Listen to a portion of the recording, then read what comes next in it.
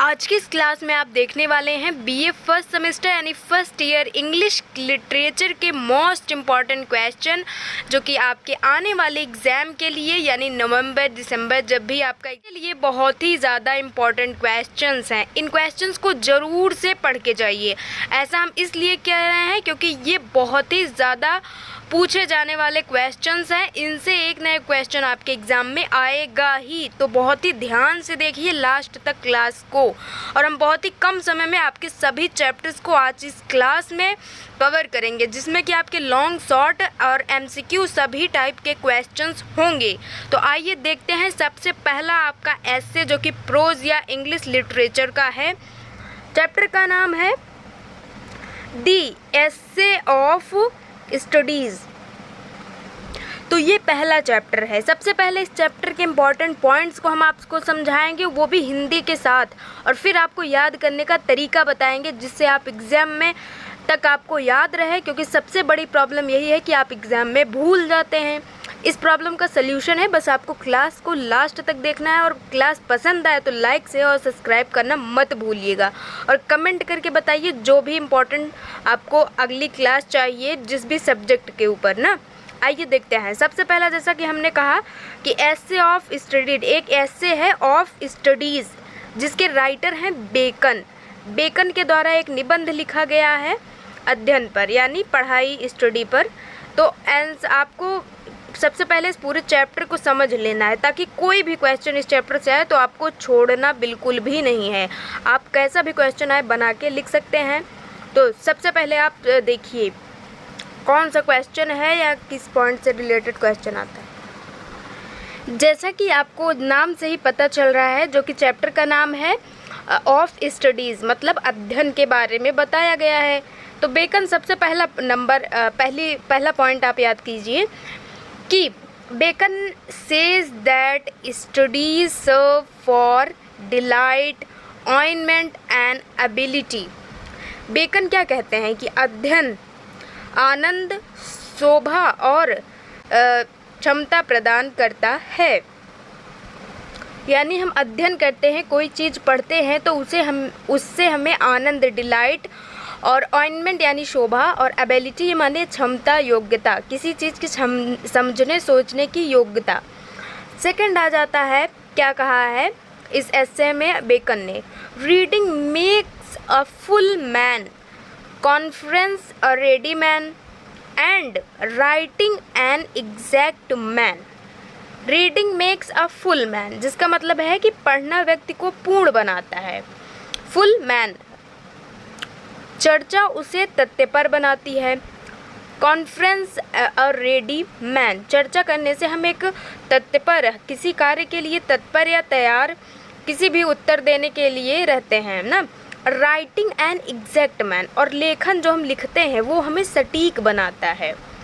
दो चीज़ें हो गई जो कि बेकन ने कहा है अपने एस्से में। पहला हमने देखा कि अध्ययन से हमें आनंद, शोभा, क्षमता मिलता है, और दूसरे पॉइंट में हमने देखा था कि पढ़ने से व्यक्ति पूर्ण बनता है, तत्पर बनता है, और क्या, एग्जैक्ट मैन, सटीक व्यक्ति बनता है। तो इसके पॉइंट, वर्ड्स, कीवर्ड से आप याद कीजिए, जैसे कि डिलाइट हो गया, ऑर्नमेंट हो गया, एबिलिटी हो गई, और कॉन्फ्रेंस याद कर लीजिए जो कि रेडी मैन बनाता है, और रीडिंग फुल मैन। तो ऐसे आप एक शॉर्ट नोट तैयार कर लीजिए कॉपी में, जिससे study should be balanced with practice.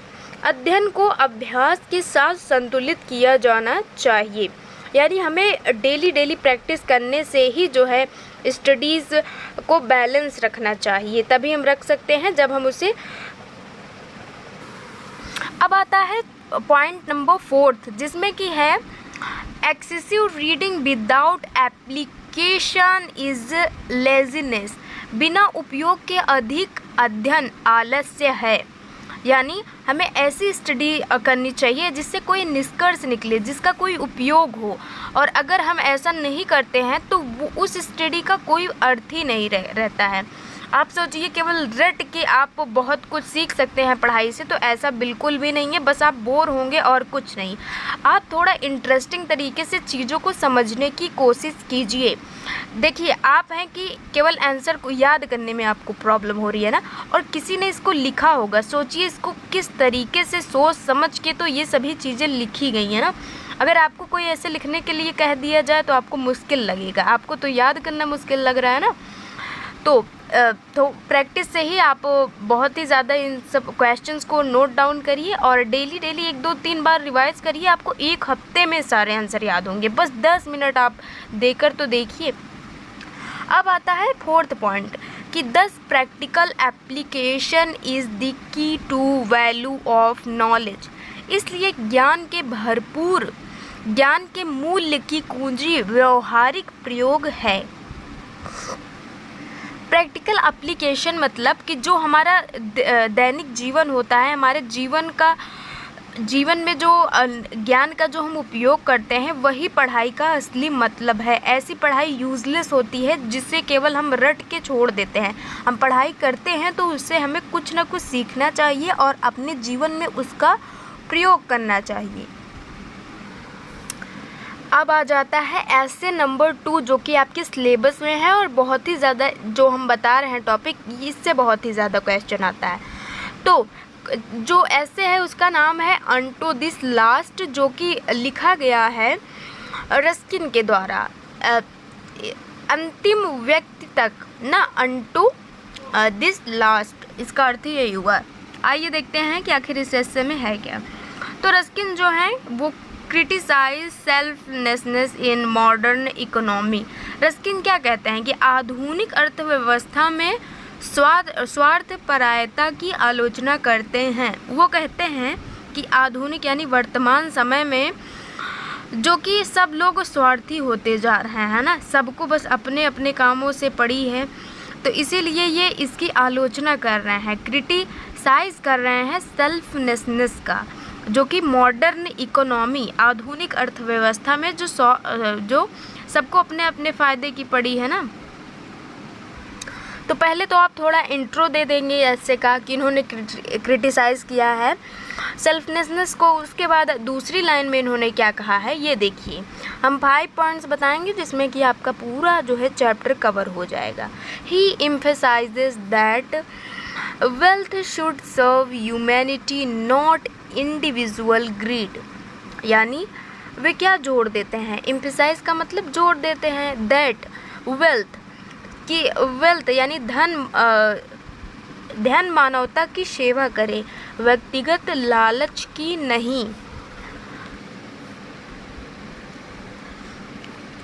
अगर आपको PDF चाहिए या फिर और भी नोट्स चाहिए किसी भी सब्जेक्ट का, तो आप कमेंट करके प्लीज़ ज़रूर से बता दीजिए।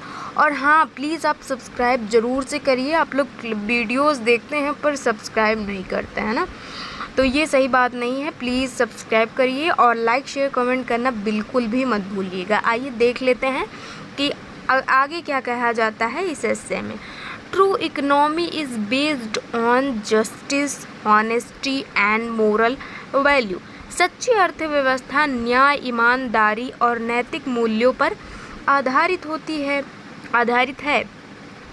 जो एक सच्ची व्यवस्था होती है वो अर्थव्यवस्था न्याय यानी और ईमानदारी और नैतिकता मूल्यों पर आधारित होती है। इस हिस्से में ये बताया। फिर 4th पॉइंट आता है कि society is compare to family where everyone cares of each other.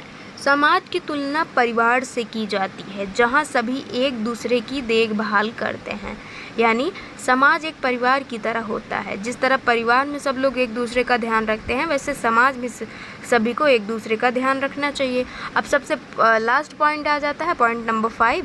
दस the essay is a moral guide against materialism. इसलिए यह निबंध जो है भौतिकवाद के विरुद्ध नैतिक मार्गदर्शक है। यानी इस हिस्से में राइटर ने मेनली यही कहा है कि हमें जो है ईमानदारी के साथ मिलजुल कर एक दूसरे की मदद करनी चाहिए और केवल अपने स्वार्थ के लिए दूसरों को हानि नहीं पहुंचाना चाहिए, जो कि आज के भौतिकवादी युग में बहुत ही ज़्यादा हो रहा है।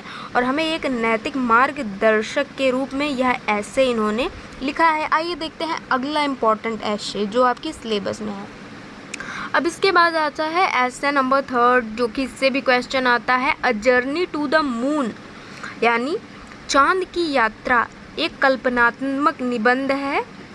तो इस निबंध में क्या बताया गया है कि the essay describes an imaginary journey to the moon, यानी निबंध में चांद की कल्पनात्मक यात्रा का वर्णन किया गया है, जिसमें कि एक कल्पना की गई है चांद पर यात्रा करने की ना। Second point, it emphasise imagination, curiosity and exploration, यानी यह कल्पना, जिज्ञासा और खोज पर जोर देता है। इस कल्पना में जो है मेनली ये कल्पना है, ये ऐसे जिसमें कि जिज्ञासा मतलब नई नई चीज़ों को जानने की इच्छा और खोज पर, रिसर्च पर बहुत ही ज़्यादा ध्यान दिया है। The writer imagines the moon as a land of wonder and mystery, लेखक ने चांद को आश्चर्य और रहस्य की भूमि के रूप में कल्पना करता है। लेखक कहता है कि चांद जो है आश्चर्य और रहस्य की भूमि के रूप में है। फोर्थ पॉइंट आता है, it teaches the value of dreaming and scientific curiosity, यह सपनों और वैज्ञानिक जिज्ञासा के महत्व को सिखाता है। यह इससे जो है वो वैज्ञानिक जिज्ञासा और सपनों के महत्व के बारे में बताया है। अब आता है सबसे लास्ट, जो कि है 10 इमेज, जिसमें आप कंक्लूजन लिखना होता है। 10 imagination broadness the human mind, इसलिए कल्पना मानव मस्तिष्क को व्यापक बनाती है, यानी बहुत ही ज़्यादा हम किसी चीज़ के बारे में सोचते हैं, कल्पना करते हैं, तो उससे हमारा मस्तिष्क जो है व्यापक बनता है।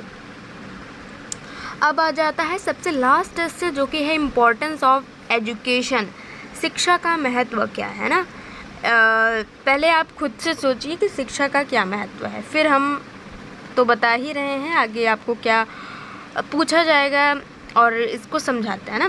सबसे पहला point, education is the key to personal and social development, शिक्षा व्यक्तिगत और सामाजिक विकास की कुंजी है। यानी शिक्षा जो कि हम एजुकेशन अब इस समय ले रहे हैं, उसका क्या इम्पोर्टेंस है, क्या महत्व है। तो एजुकेशन जो है कि पर्सनल यानी व्यक्तिगत विकास और सोशल लाइफ हमारी जो होती है, व्यक्तिगत और सामाजिक दोनों चीज़ों के लिए बहुत ही इम्पोर्टेंट है, कुंजी है। दूसरा आता है, it helps in shopping character, intact and moral value, यह चरित्र, बुद्धि और नैतिक वैल्यू के निर्माण में मदद करता है।